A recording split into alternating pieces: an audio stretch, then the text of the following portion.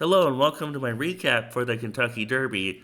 I thought we'd watch the whole race first, and then go over select individual horses, and then give my final thoughts on the race. What happened when Rodriguez scratched is that I just ended up using journalism in an exacta wheel, and I keyed him over sovereignty and a chunk of gold. So that was my play. I played an exacta. I thought I was going to do something horizontal, but I wasn't happy with the value in the Oaks Derby double. And then I wasn't happy with the sloppy track. I was about to play the 3-year-old pick 3 with the Pathé Mile, but I wasn't sure if Built would like the sloppy track, so I backed out of that and I just decided to play an exacta. And we're going to see that it almost worked out, but it didn't. So let's start the race. Here we go with the start of the Kentucky Derby. You see on the rail Citizen Bull, he sort of came out to the right. I think he had to be aggressive like that or the field would have caved in over him. And so Citizen Bull got his lead. He got a comfortable lead. He pushed Neo Echoes out to the right. And who's that on the outside? I kind of forget who the number 20 horse is. Owen Almighty. Owen Almighty. We're going to talk about him again soon. And you see American Promise is on the inside. I'm not going to call every horse. East Avenue was rating. I would imagine East Avenue bettors would be kind of upset that East Avenue was rating because he needs the lead. Or he has shown this far that he needs the lead to win. 22.81. It's a fast race. There's no such thing to me as a slow Kentucky Derby. Either they're going moderately fast, or they're going fast, or they're going suicidal. And I would call this a fast Kentucky Derby. I think the sloppy track made the track kind of slower. And you see Citizen Bull, he had his lead. There was no excuse there. There was American Promise. Neo Echoes was racing pretty well for the first half of the race. And Owen Almighty. And you see Neo Echoes is taking the lead. Despite the fast fractions, Neo Echoes is doing well right here. And Owen Almighty is going to attack him.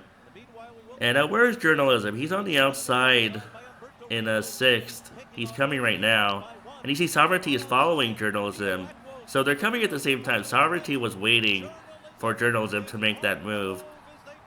And you see Journalism is in the middle right now. And Owen Almighty is in deep waters. But he ran a good race. I'm going to talk about him in a second. And you see Final Gambit on the wide outside. You see Baeza in third right now with the shadow roll. But Sovereignty has the lead here, and he's going to edge clear by about a length or two over Journalism, with Baeza closing third. And that's my first overview of the race. Now let's talk about individual horses. I just want to go over the starts for Journalism and Sovereignty.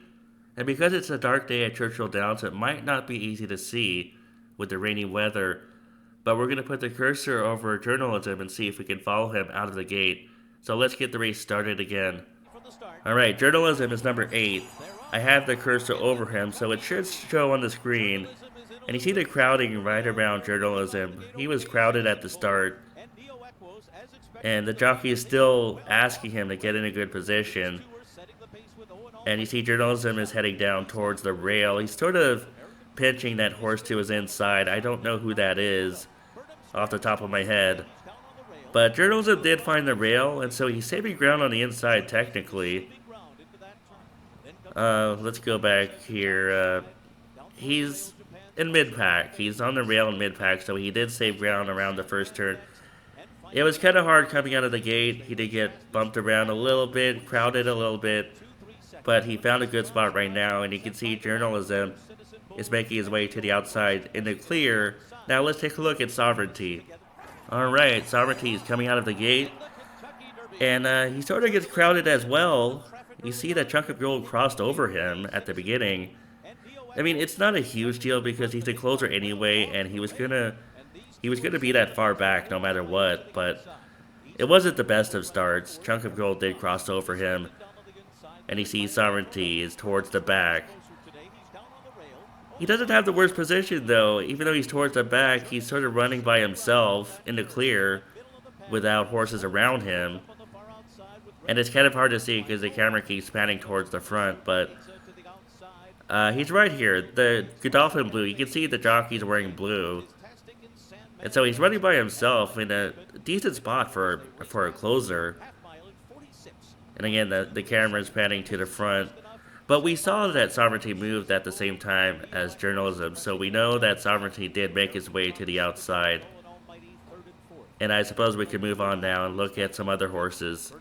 I wanted to follow Baeza since I didn't really follow him when I was watching the race live, and I had to curse over him right now. He has a shadow roll, and his jockey is wearing purple and some yellow. And you see he's moving through the middle inside, and it's getting crowded right where he is right now. There's some light bumping there. But he's going to shift to the outside in a second. It's hard to follow him. They're all muddied up. But again, the jockey's wearing some yellow, so you see Baeza, he responds to the left-handed whip by going a little too wide there. But once he straightens out, then he starts to come. And he's almost going to catch journalism for second. It's too late. It was a very good effort. Now let's follow Final Gambit. I did knock his pedigree a little bit because I thought it was geared towards synthetic, with dirt on top and turf breeding on the bottom. But he did well here, at least over the slop. I don't know how he would do on fast dirt. You see Final Gambit winding up on the outside. Sandman is right next to him right now, so the two grays are on the outside. But Final Gambit is going to outkick him. And you see Final Gambit is still coming. He's near Baeza right now. Baeza was shifting out to the right. Final Gambit does follow him once they straighten out. And Final Gambit was non-threatening, but he was still coming. He was still fourth. And he was coming at the end. He did have the full benefit of the pace setup, so I have to say that. But he ran well. He was fourth. As I said, there's no such thing as a slow pace in the Kentucky Derby. 46:23 for the half mile. It might not seem that fast because we've seen so many Kentucky Derbies, but that is a fast fraction for 10 furlongs. And you see Neo Ekros is 3 wide right now. Owen Almighty is 4 wide. And they endured the entire pace. They were right up there. And Neo Ekros is going to take the lead right here. And Owen Almighty is going to attack him. And they are both putting away Citizen Bull, the Breeders' Cup Juvenile winner.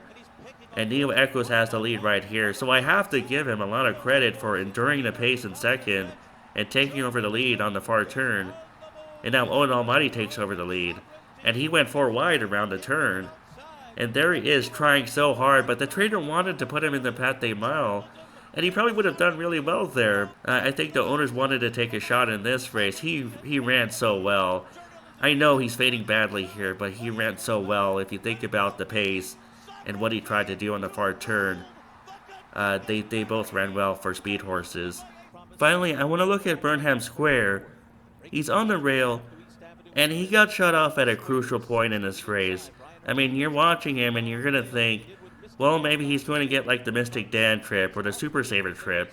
But look at the 6 come over and shut off his path. He was completely shut off. Well, he was shut off.